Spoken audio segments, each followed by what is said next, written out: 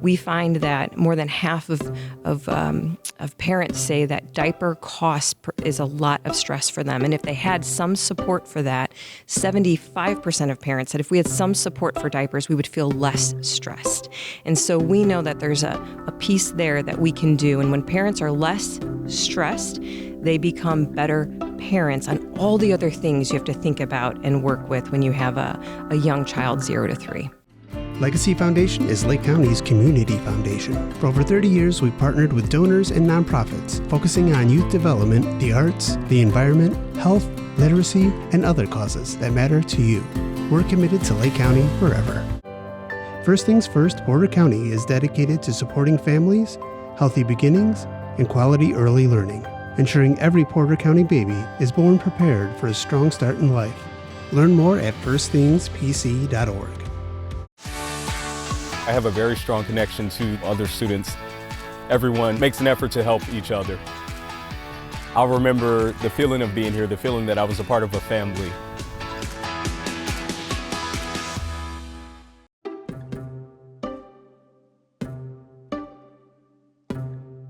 Additional support for Building Blocks is provided generously by Tom Sorlis and Sue Eleuterio, as well as Porter County Community Foundation, serving Porter County since 1996.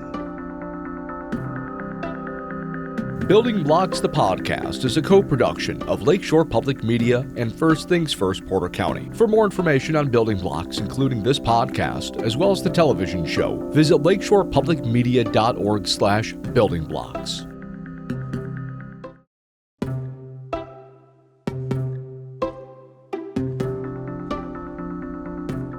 Hi, welcome to Building Blocks, where we explore the science of early childhood development. Today, I'm talking with Jen Trowbridge, the president and CEO of CoAction. Welcome to Building Blocks, and I'm really excited to have you here today and to talk about the wonderful things that you and your organization, CoAction, do to support families and children. And I thought we would just dive right in to an issue that I know many of us as parents, and probably not as parents, we take for granted, the idea of diapering your baby. Oh, that is a good topic, and I'm really excited to be here today to talk through that with you. There's a lot of costs associated when you have a baby, and so many elements go from nutrition to clothing and then, of course, diapers. And I think that's a topic we don't talk about enough, and we just assume everyone has access, and we assume that children get changed frequently and at a healthy rate, but the reality is it's pretty expensive. And so a lot of families tend to get caught between decisions of diapers or more food, or diapers or paying my utility bill on time. So really it can be a burden for families to undertake. I discovered online as I was preparing to talk to you about, there's actually a diaper calculator. You can go out there and figure out like how much it would actually cost. And so I plugged in some numbers and discovered that in a baby's first year, a new parent will change their baby's diaper maybe 1,200 times. And that is over $2,000. How are families affording this? So a lot of families are figuring out some tips and tricks, and unfortunately, some of that means they cut back on diaper changes. Some families try to go a cheaper route with cheaper brands. People have to find what brand fits their child's body and ergonomics, and not all brands are good for all size of babies as well. And so sometimes when parents even try a cheaper route, they end up having to change more frequently because the diaper doesn't hold up as well, and then there's more accidents. And so what we have found on average is it's about $100 a month. If you're thrifty, if you can find deals, you're still looking at $100 a month. And if you have a child that just needs to be changed more frequently, or they have some issues, that cost obviously goes up. So when you think about families that are working families that are paying their bills, as you know, things are rising in price from food to even rent if they're renters. And we have a lot of that in Northwest Indiana. $100 a month is a really big bill to undertake. There's not supports for that. And so until now, we finally have a little bit of a reprieve for families that we're piloting. That's fantastic. Let's talk about, it's about half of families are reporting they can't pay for diapers. Oh, it's very stressful. So, when you have a baby, you want to be the best parent. You want to be able to give your child this great beginning. And it starts with a lot of healthy decisions. And so people don't have babies thinking, how do I cut back on diapers? How do I cut back on formula? How do I cut my costs? That's not the first thing that comes to their mind when they're bringing a life into the world, right? And so once they have the baby and they realize all these pieces that come with this, it can be very stressful. We find that more than half of parents say that diaper cost is a lot of stress for them. And if they had some support for that, 75% of parents said if we had some support for diapers, we would feel less stressed. And so we know that there's a piece there that we can do. And when parents are less stressed, they become better parents on all the other things you have to think about and work with when you have a young child 0 to 3.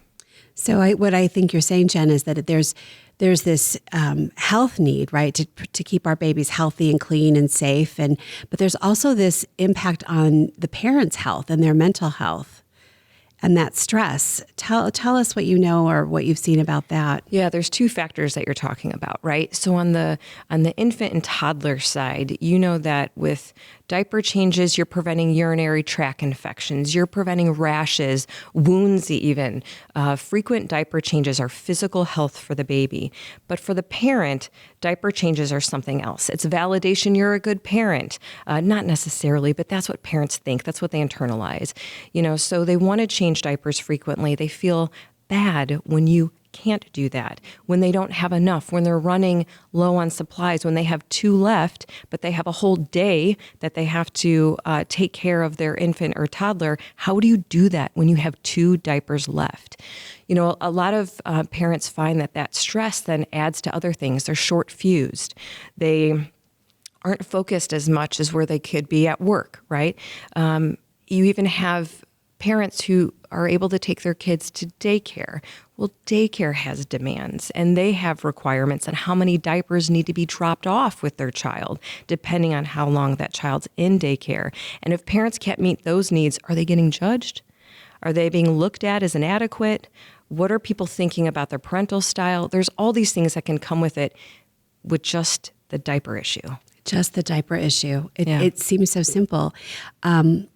I wonder, what are some of the misperceptions that we have in our community around diaper? I know some of the questions have been, well doesn't SNAP, our food assistance program, doesn't that pay for diapers?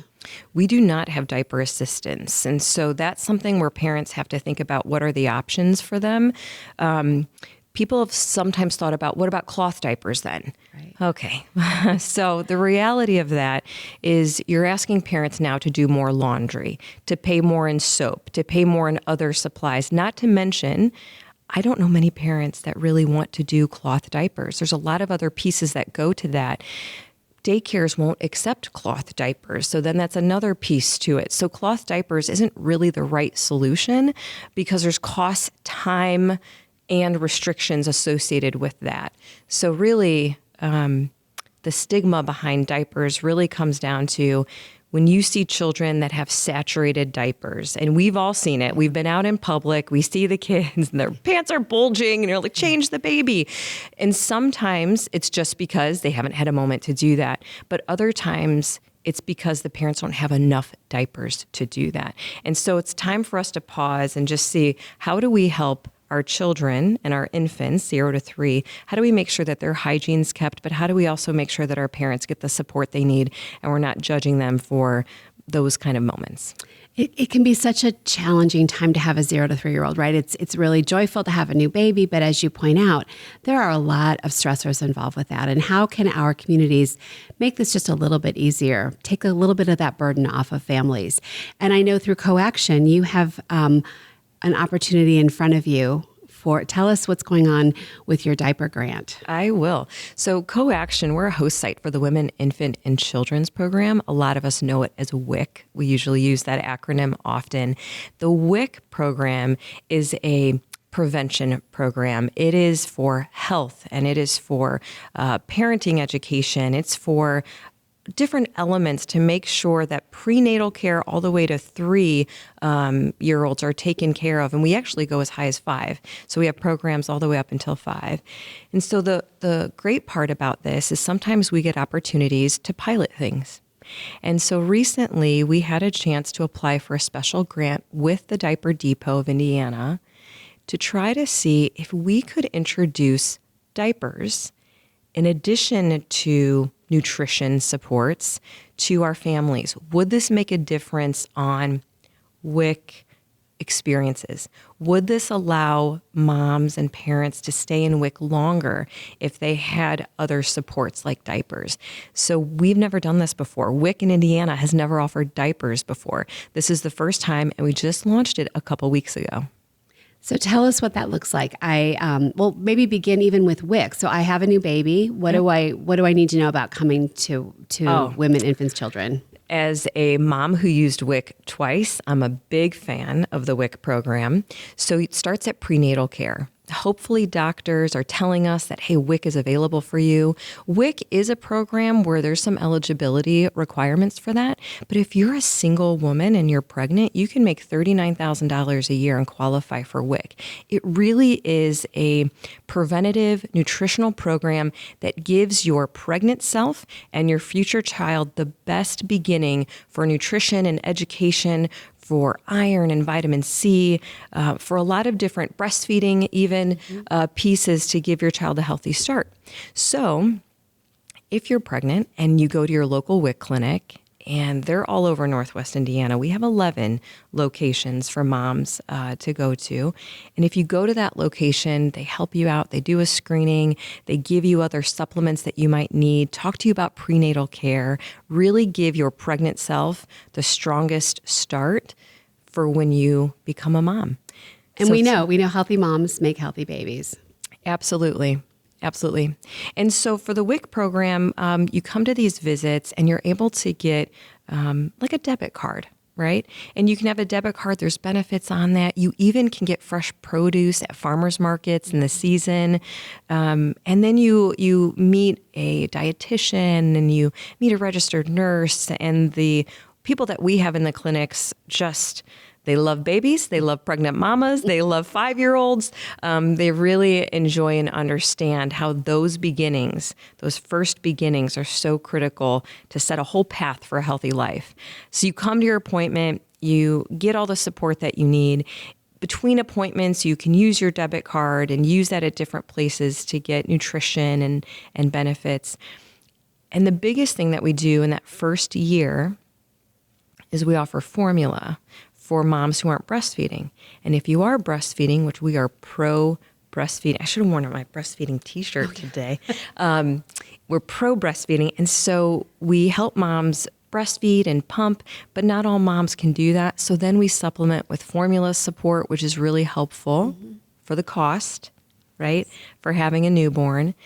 And then when you get to about 12 months, that formula benefit that is done, that is no longer needed. And now we're introducing a diaper benefit. So this is our pilot. This is our experience, our new grant that we're trying to increase our WIC mamas and families to use the WIC services beyond 12 months. These services are good from 0 to 5.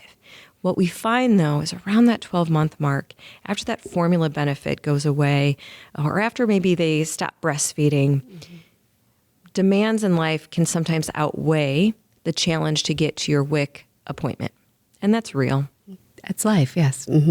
So we found that if we can offer diapers, and we can do packs of 50, right? So if you come to that 12-month visit, you can get 50 diapers when you get your check-in for all the nutrition things and other supports that you might need. And we're looking to do that even more frequently. Are they toddlers at 12 months, Mary Jane?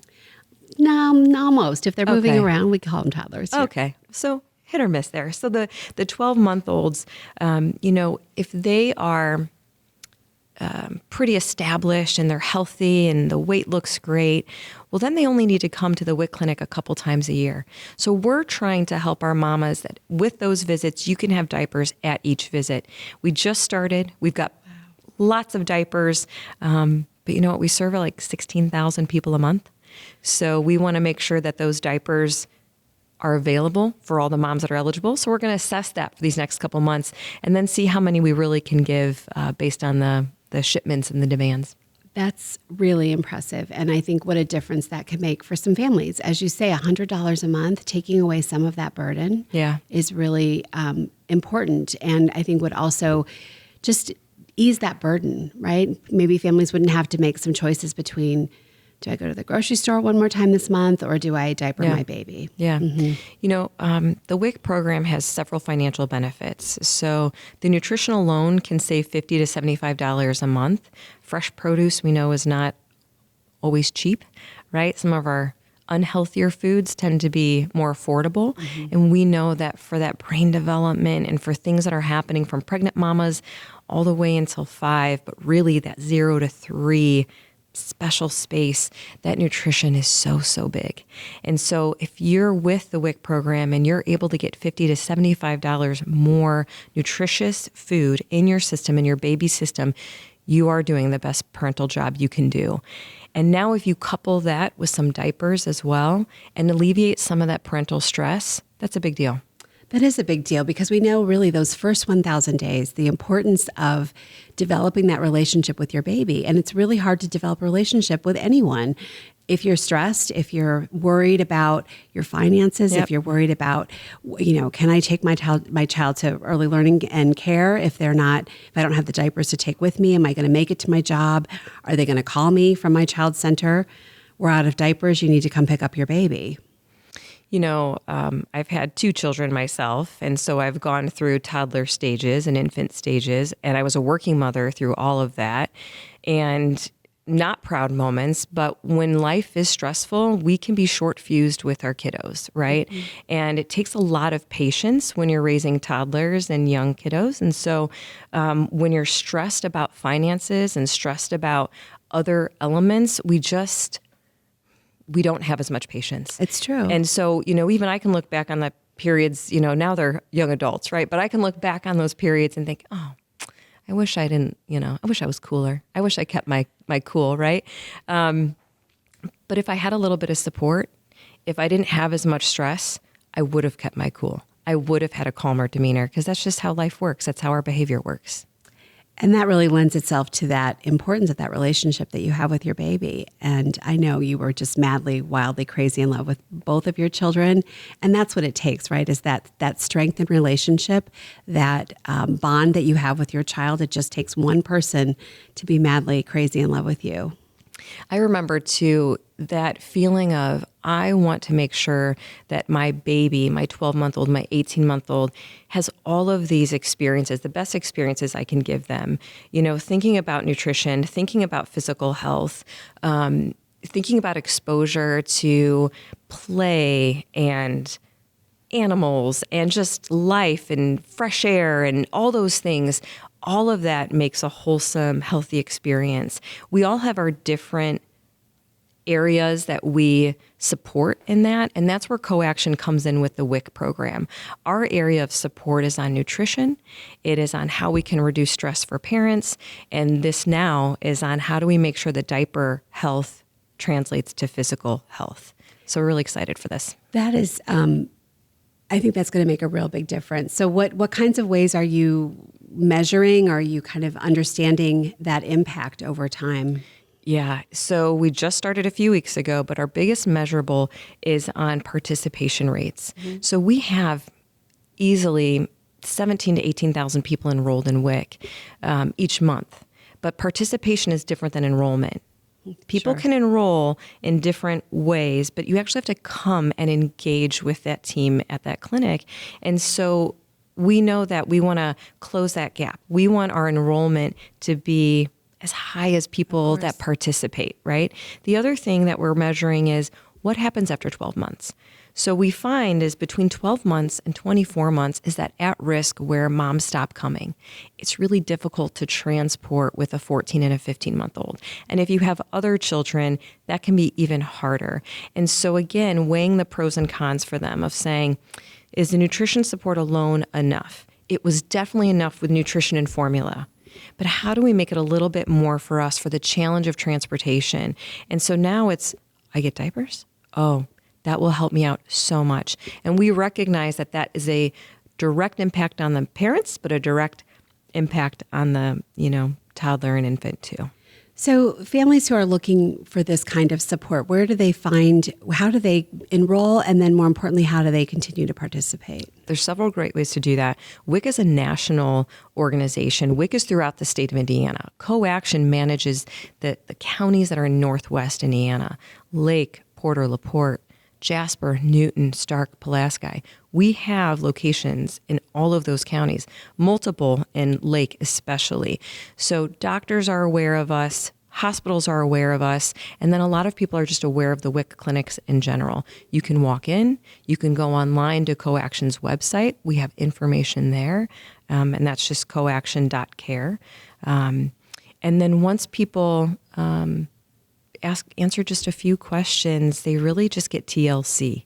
So this is a wonderful start, preventative health, great start to being the best parent you can be and giving your child the best health that they could have. And that's so important. I know some of your team that work with WIC, and they're so compassionate and understanding without judgment. I think that's a fear for all parents is, am I doing the best job? What are other people thinking about how I'm doing?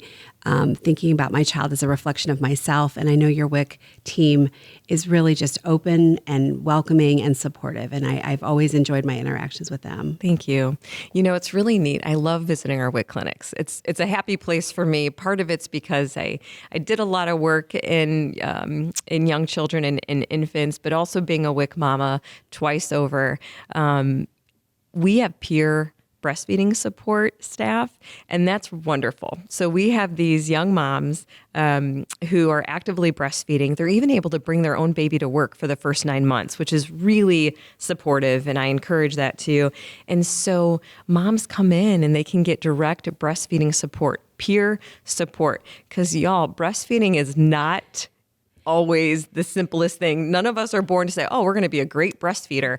That's true. Not the truth. And so there's a lot of pieces to that. So from the WIC clinics, they're doing a lot of work there.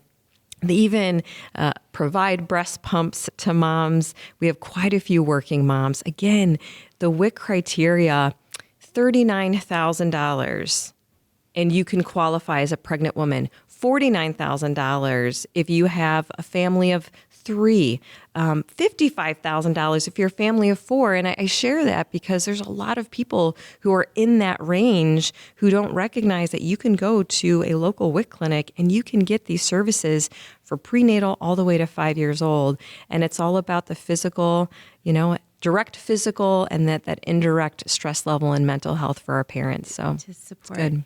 So some other things I know about Indiana and diaper needs. So we know that it's not part of our food assistance programs, but we do know that Indiana in 2022, they removed the sales tax for diapers. Is that correct? I did hear that as well. So that, 7% of $100, that also just adds up over time. And so we're making small steps. Oh, yeah. $7 a month, multiply that by 12, right? And we're talking another $150 a year in savings. I like that Indiana's really trying to support our young families and trying to make sure that our kids, those first 1,000 days, are as strong as they can be. Mm-hmm. It really is an investment. It's a long-term gain. It is, and we won't really see the full return on that investment until 20 years from now, right? When these children are adults and they're contributing to their communities and employed and working with their own families, right? It's going to be a long game that we're in this for. Yeah. Jen, there's a return on that investment when families have the support that they need, when our communities invest in supporting families with diapers. Tell us a little bit about that. Absolutely. So we operate the Women, Infant, and Children program, which is known as WIC. And the WIC program is a grant-funded program. There's a lot of pieces to this grant-funded program to show how it impacts our economy, how it impacts lives. And we know that investment in WIC is an investment in our entire community health. And I say that strongly, and I believe that wholly. When you spend $1 in WIC, you're saving $2 on average, as high as $3 plus, but $2 on average in future health savings costs that we would, as taxpayers, have the burden of managing. We see that in childhood obesity. When you are in WIC, the obesity rates for childhood obesity are almost 10% less than people not in WIC. That matters. That means something. We see that breastfeeding rates are higher. We know breastfeeding provides the best brain development. There's great formula out there, and I was a formula mom and a breastfeeding mom, so I get all the women out there who have to make choices. But breastfeeding really is the best for brain development. Women who engage in WIC, more of them participate in breastfeeding, and they participate longer in breastfeeding. They stick with it a little bit They longer. do. The WIC program is a preventative health program for parents to come to get not only nutrition benefits, but other benefits too. Now in Northwest Indiana, because CoAction manages the WIC program, participants also get the other benefits that CoAction offers. So at CoAction, we help people with financial stability. We do that through literacy, through education, even through some asset building programs. We also do housing stability. We know that diapers especially cost money, $100 a month, but you can't go to your landlord or your mortgage company and say, hey, I had a baby, so I just need to decrease my mortgage $100, guys, just for a little bit, couple years. It doesn't work that way, right? And so we know that when these costs go up, and when life costs go up, we have to figure out how we can help people not lose housing stability. So at CoAction, we do that as well. We have housing stability programs and counselors and people to make sure that we're providing holistic care so that people remain financially healthy and the best parents that they can be. We hear about the diaper need, and so many of our community members are really interested in supporting and helping. Is there ways in which community members out there who maybe their children are long gone, they're grown and they're flown, how can community members support the work that you're doing to help families? Well, I think there's a couple ways for that. This is a new pilot for us to be offering diapers, just launched a few weeks ago. We are already excited about what we're seeing, and we know we're going to want to do even more. As any grant-funded program or typical grant-funded programs, they have a match to them. And a lot of people don't know that if you've never worked in this kind of space. So what that means is when you get a grant for, let's say, we'll go easy. Let's say you got a grant for $1,000 and they say you have $1,000, but you need to match 25% of that. What that really means is the grant is only for $750. We have to have donations for $250. And that donations comes from community support. Sometimes it's tangible things. It could be space or actual supplies. And other times it's monetary. So if we have people who are just, their heart is into these young ones, infants, toddlers, you can donate diapers. You can also donate financially. You can contact some of your local daycare facilities and find out from them if they accept donations of diapers. If they can alleviate some of the burden for some of the families, they become better parents, right? Low stress, happier parents. Absolutely. Right? So if we can do some of that work, I think there's a really kind of great experience we can have for even the daycare workers and what they have to manage with families. So I think those are really great ways for people if they want to give back on this specific topic. That's wonderful. So you were telling us a little bit more about CoAction and all of the wonderful supports that you bring to our community to really wrap our arms around our neighbors. Yeah, so CoAction, we're among the larger nonprofit, like for purpose is a better term in my mind to describe us, where we're focused on people experiencing financial hardship. We have a lot of working families that it's just hard to make ends meet with life being so expensive. And so CoAction, we have different programs that help people get ahead financially. For instance, we have a savings match program. And if you're a family who says, you know what, I really want to purchase my first home, I'm renting. Rents tend to be higher than mortgages.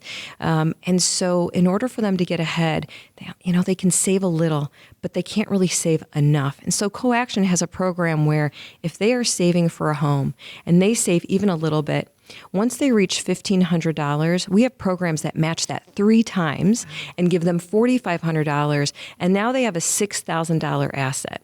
I know for me in my life, I've had family to lean on as I was growing up, even though I worked hard and all the time, sometimes I still struggled making ends meet. And not everybody has those supports. So CoAction can offer some of those supports to help people get ahead. But we also have other things that we do with nutrition. So nutrition, of course, we're doing a lot of things on WIC for the young, but we also do older adult nutrition too. People experiencing financial hardship are all ages. So in our older adult population, we have people who aren't as housing stable as we wish they would be. So we have programs to help our older adults with housing stability, even helping with ramps and items to make the home a safe place. But then we have all this other work that we're doing for housing stability in general for all ages as well.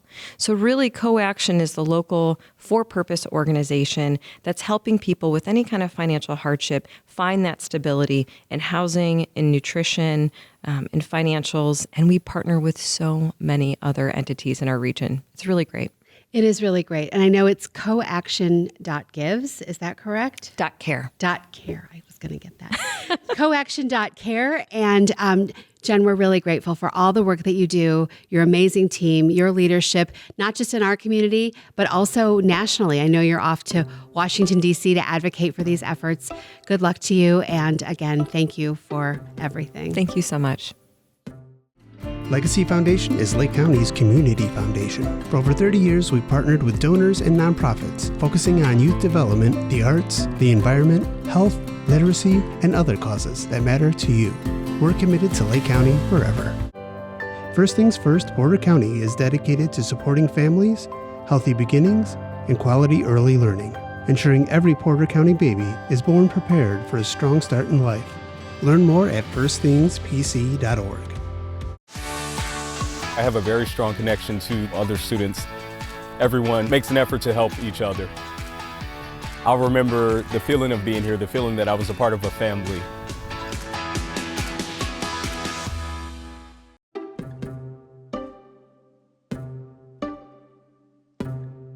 Additional support for Building Blocks is provided generously by Tom Sorlis and Sue Eleuterio, as well as Porter County Community Foundation, serving Porter County since 1996.